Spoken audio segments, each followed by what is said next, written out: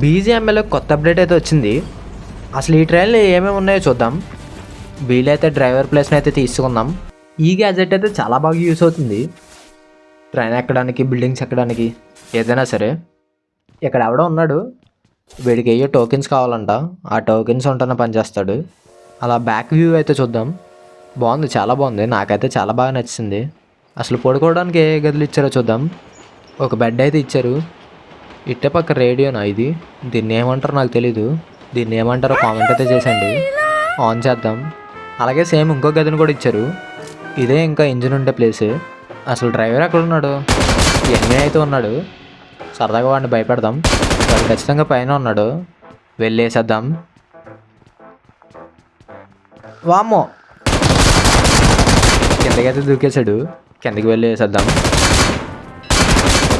Try చేస్తున్నాడు. మన ఛానల్ని లైక్ అండ్ సబ్స్క్రైబ్ చేసుకోవడం మర్చిపోకండి.